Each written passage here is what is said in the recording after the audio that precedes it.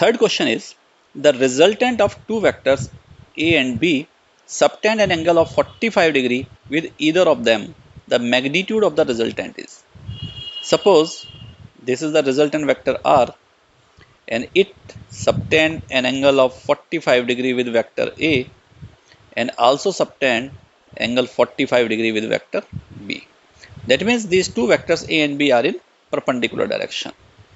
And if we complete this parallelogram, we know that the diagonal, this R is represented by the diagonal of the parallelogram. If this diagonal bisects the angle between the two sides, then the shape of the parallelogram is rhombus. It can be checked with the geometry. And in rhombus, all sides are equal. Therefore, we can say magnitude of vector A is equal to magnitude of vector B because these two sides are equal. Hence, the resultant R can be calculated with the formula of the parallelogram method, that is R equal to P square plus, or we can say it is A square plus B square plus 2AB cos theta. And here magnitudes are equal, so it is A square plus 2 into A into cos, and angle between these two vectors is pi by 2, and this pi by 2 is 90 degree, cos 90 is 0. So we have simply root A square plus A square, that is means it will be equal to A root 2. Hence option B is the correct option.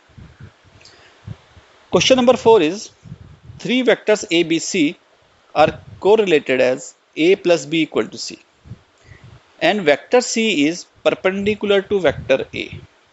That means if this is the vector A, then vector C is perpendicular to vector A, and magnitude of the C is equal to the magnitude of A.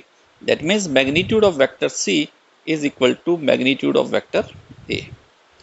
What will be the angle between the vector A and B? So vector B is along direction shown, and angle of this B with C is suppose theta. Then we can resolve this vector B in two mutually perpendicular components. One is B sin theta and another is B cos theta.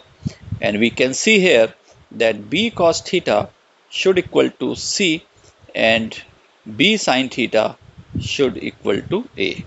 And if we divide these two, then we will have tan theta is equal to A by C. And given that magnitude of C and A are equal, so this is equal to A by A, and it's simply 1. That means theta will be 45 degree. So we have to find the angle between the vectors A and B. So angle between vectors A and B is equal to 90 plus 45 degree, that means 135 degree. So option C is the correct option.